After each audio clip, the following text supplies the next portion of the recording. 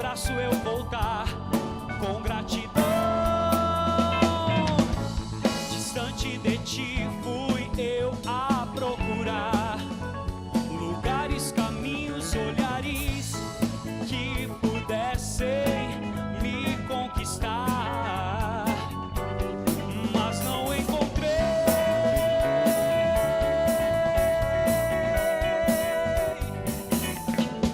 Vem mudar os meus passos, inflamar meu coração, restaurar meu olhar, no teu abraço eu voltar com gratidão.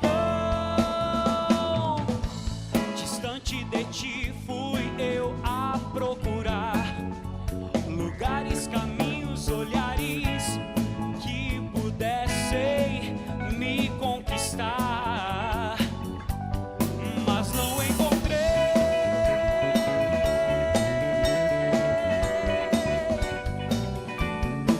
Vem mudar os meus passos, inflamar meu coração, restaurar meu olhar, no teu abraço eu voltar com gratidão. Vem mudar os meus passos, inflamar meu coração, restaurar meu olhar, no teu abraço eu voltar com gratidão.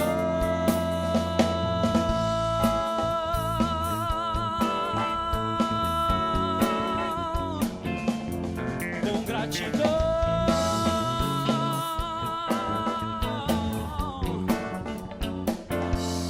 com gratidão.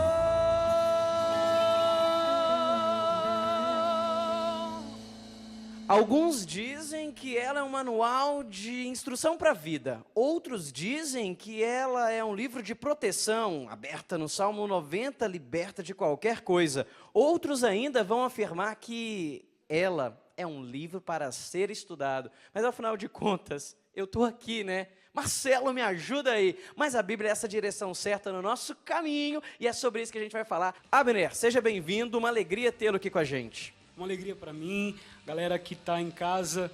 É bom estarmos diante de Deus, celebrando Deus através da palavra dele. Então, é uma imensa alegria para todos nós estarmos aqui. Ela é um alimento. A gente precisa se alimentar todos os dias dela. E a palavra que quer conduzir todo esse programa está em João, capítulo 8, que diz assim: se permaneceres na minha palavra, sereis meus verdadeiros discípulos. Conhecereis a verdade, e a verdade vos libertará. Mas o Papa Bento XVI, ele disse, né, vós jovens, precisais de mestres que possam clarear de uma maneira muito mais profunda também o texto bíblico. E é por isso que eu tenho a alegria de chamar aqui agora no Revolução Jesus, ele é mestre, especialista em Bíblia, fez ali o seu mestrado na palavra de Deus, mas mais que estudar como um livro a ser estudado, fez uma experiência com a palavra de Deus. Estou falando de Padre Mariano Weissmann. Sua bênção, Padre.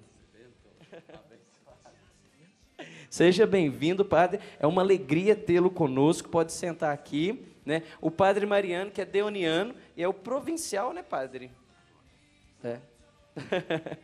E quero chamar aqui também ele que lançou seu primeiro livro agora pela editora Canção Nova, né? E é especialista em Bíblia. Já era ali acadêmico de letras, mas a letra por si só não saciou a vontade da verdade. O cara foi lá e foi entender o maior livro da história, ou o livro mais vendido, mais falado, mais criticado, mas também mergulhado. Estou falando de Denis Duarte.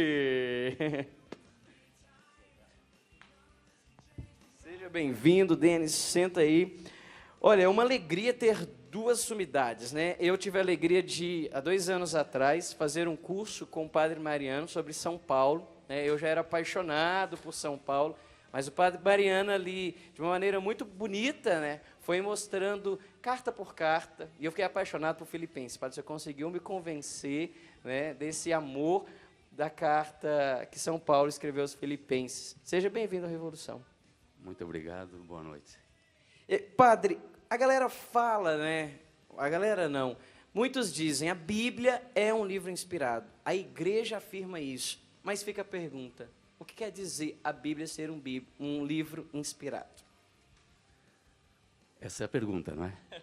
Então, a maneira de compreender o que é a inspiração, ela foi mudando e foi se aprimorando.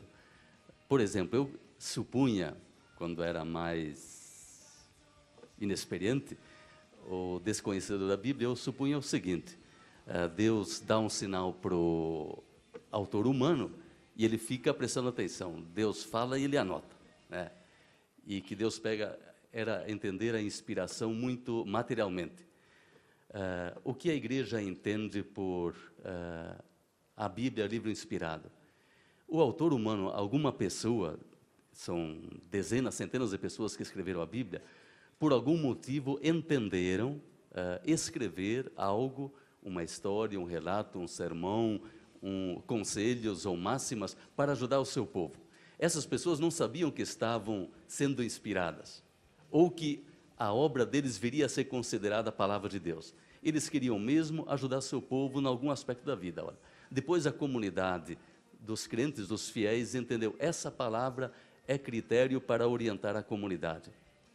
E passou a ser entendida como palavra de Deus. Então, a inspiração é vista uma iniciativa divina que inspira, motiva alguém a ajudar o seu povo, a sua gente, a viver melhor. Ora, essa é a inspiração. Bacana. E, Denis, você já tinha feito, né, a faculdade de letras e depois resolveu se especializar em Bíblia. Cara, por que isso? Tanta gente fazendo mestrado em linguística, né, em semântica, e aí vai. Você quis fazer um mestrado em Bíblia. Por que isso, cara? Adriano, às vezes nem eu mesmo sei responder direito. Mas é a prova de que quando a gente é conquistado por algo, a gente vai atrás, né? É paixão. Talvez eu consiga explicar isso, porque realmente, como você disse, eu fiz letras. No final do curso, já que eu descobri a Bíblia como também fonte de pesquisa científica, pesquisa acadêmica, e aí fui atrás disso, né? Mas talvez eu consiga explicar com um versículo bíblico, até porque acho que é a explicação que eu consigo para mim. De Jeremias, no capítulo 15, versículo 16, que diz assim, falando para Deus, né? Senhor, quando eu encontrei a tua palavra, eu me alimentei dela. E não só me alimentei dela, mas ela se tornou prazer e alegria para o meu coração. E ele diz ainda mais, e ela se tornou também a maneira com a qual eu te invoco, ó Senhor Deus dos exércitos. Então eu acho que é isso, eu encontrei a palavra de Deus ainda muito novo. Eu me lembro de criança, com minha Bíblia infantil lá em casa, né? É uma experiência bacana. Sempre gostei de literatura, desde também novo, sempre fui incentivado à leitura. Eu acho que acabei atrelando estas duas coisas, né? Então, a palavra de Deus passou a ser para mim não apenas a experiência de fé, mas também a minha profissão, eu posso dizer assim, o meu lado acadêmico também voltado para a Bíblia. Eu acho que por aí eu consigo, talvez, explicar um pouco dessa opção na minha vida, né? Bacana. Padre, e quando a gente começa, né, a fazer um estudo da Bíblia, a gente percebe certas contradições. Na Bíblia existe contradição? É um livro inspirado. Se o Espírito inspirou, por que parece que às vezes se contradiz? Por exemplo, no Antigo Testamento, tem hora que proíbe tudo que é imagem. Aí depois fala, não, constrói essa. É uma contradição, ou não? Certamente. Nós podemos até partir o texto da Dei Verbum sobre a revolução, que é a revelação divina, né? A revelação já é uma revolução, é uma revolução. Né? Lembrando o texto de Hebreus, capítulo 4, versículo 15. Jesus, quando se encarnou, quando assumiu a humanidade, tornou-se em tudo igual a nós, menos no pecado. Paralelamente, a palavra de Deus assumiu a palavra humana e foi vertida em palavras humanas, em tudo como as palavras humanas, menos no erro e na mentira. Agora vem a constatação de que há erros, embora nós afirmemos que não há erro. Então, o ponto de partida será o de colocar o texto no contexto. Porque tirar o texto do contexto é um pretexto para não levar a sério o texto.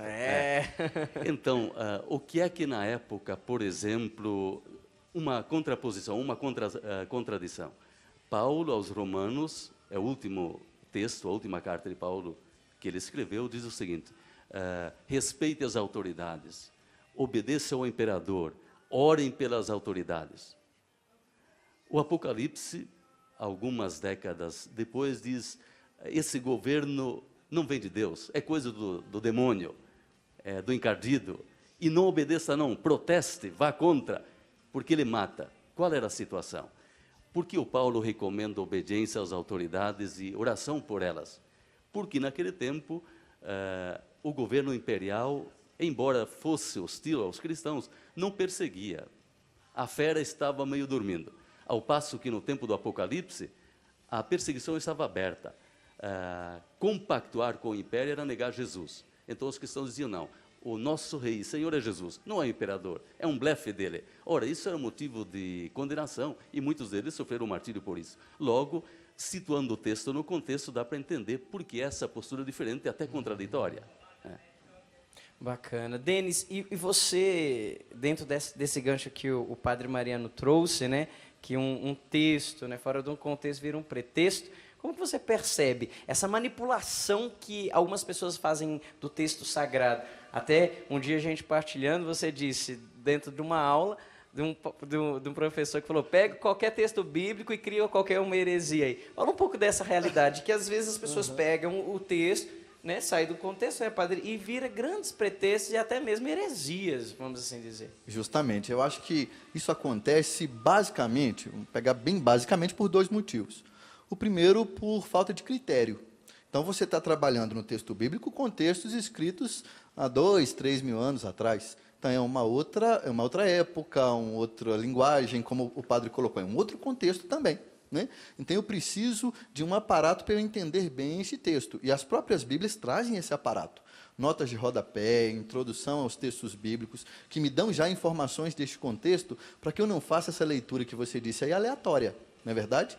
E, ao mesmo tempo, Adriano, eu preciso passar essa leitura por um filtro, que é o filtro, o padre citou a Dei Verbum, é o filtro da doutrina católica, né? Santo Agostinho dizia que se a Bíblia não levasse para a autoridade da igreja, ele não ia acreditar nela. Então, a gente precisa também passar por esse filtro. Eu gosto de comparar esse filtro, eu venho lá de Minas Gerais. Eu sou da roça. Eu sou da roça. E quem é de roças conhece bem um filtro de barro. Filtro de barro, minha gente, é o seguinte: como qualquer outro filtro, ele vai servir para quê? Obviamente para filtrar a água, né? Mas o filtro de barro, ele tem uma outra finalidade que os outros não têm, que é deixar a água fresquinha, porque lá na roça não tinha luz, né? Então deixava a água fresquinha. E isso é também a doutrina católica quando nós tiramos as nossas conclusões do texto bíblico. Nós passamos por aquilo que a igreja nos ensina e assim nós filtramos qualquer possível equívoco. E aí nós fazemos uma leitura aleatória, como você colocou, e ao mesmo tempo nós atualizamos essa literatura que eu te disse que foi escrita há 2, 3 mil anos atrás. Por isso, a parte do fresquinho aí, da água fresquinha, a gente mantém o texto fresco, aquilo que foi produzido há bastante tempo atrás, nós podemos trazer para os dias de hoje, passando por esse filtro, e aplicarmos no nosso dia a dia, na nossa vida. Afinal, é um manual revolucionário para que eu aplique na minha vida, não é verdade? É isso aí.